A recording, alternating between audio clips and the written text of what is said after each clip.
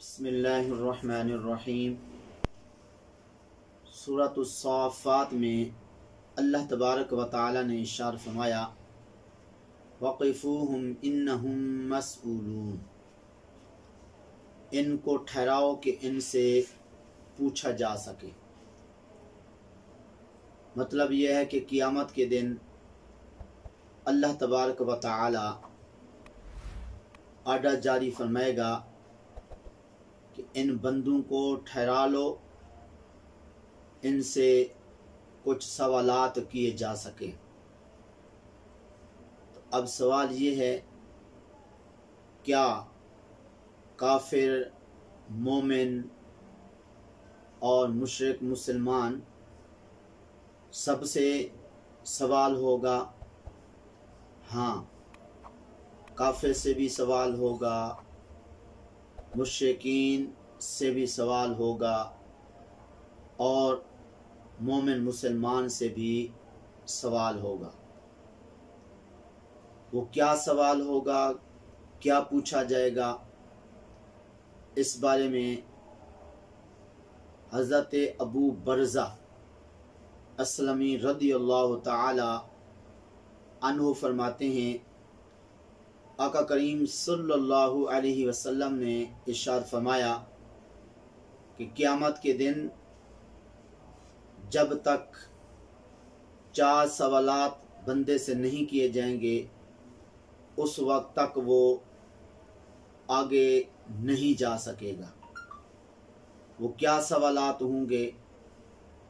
ایک سوال یہ ہوگا کہ عمر کن کاموں میں گزاری، دوسرا سوال ہوگا علم کے مطابق عمل کیا کیا، تیسرا سوال ہوگا مال کہاں سے کمایا، کہاں خرچ کیا، اور چوتھا سوال یہ ہوگا کہ جسم کو کن کاموں میں استعمال کیا۔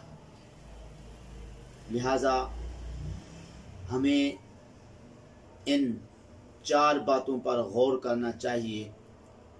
ہم اپنی عمر کن کاموں میں گزار رہے ہیں، علم کے مطابق کیا عمل کر رہے ہیں، مال کس طریقے سے کما رہے ہیں اور کہاں پہ خرچ کر رہے ہیں، اور اللہ نے جو ہمیں آزاد دیے ہیں، آنکھ، کان، ہاتھ، پاؤں، زبان، یہ ساری چیزیں جو عطا فرمائی ہیں، ان کو کن کاموں میں استعمال کر رہے ہیں؟ اللہ تعالیٰ کے ذکر میں، قرآن پاک کی تلاوت میں، یا اور نیک کاموں میں یا برے کاموں میں؟ تو جب غور کریں گے تو انشاءاللہ اس غور کرنے کا فائدہ ضرور ہوگا۔ ایک اور حدیث میں حضرت عبداللہ بن مسعود رضی اللہ تعالیٰ عنہ فرماتے ہیں، مشکوٰۃ شریف میں آقا کریم صلی اللہ علیہ وسلم نے ارشاد فرمایا، جب تک 5 سوال نہیں کیے جائیں گے اس وقت تک بندہ آگے نہیں جا سکے گا۔ کیا عمر کہاں گزاری، جوانی کہاں گزاری، مال کہاں سے کمایا اور اس کو خرچ کہاں کیا، علم کے مطابق عمل کیا کیا؟ اگر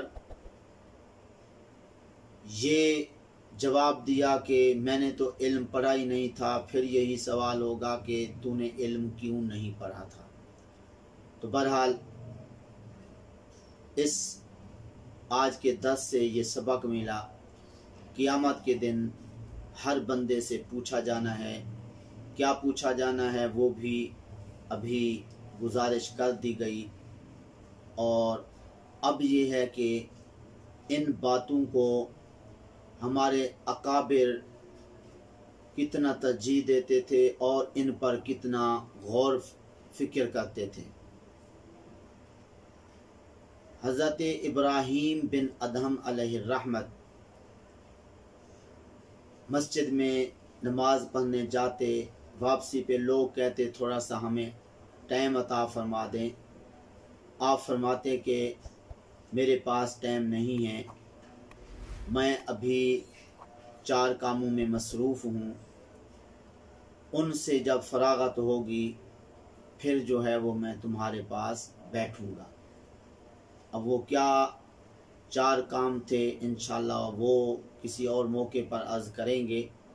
تو بہرحال یہ ہے کہ اشارہ کر دیتا ہوں کہ قیامت کے دن جو پوچھا جانا ہے، جو کچھ ہونا ہے، اسی کے متعلق انہوں نے فرمایا کہ میں ان کاموں میں مصروف ہوں کہ میرے ساتھ قیامت کے دن کیا ہونا ہے۔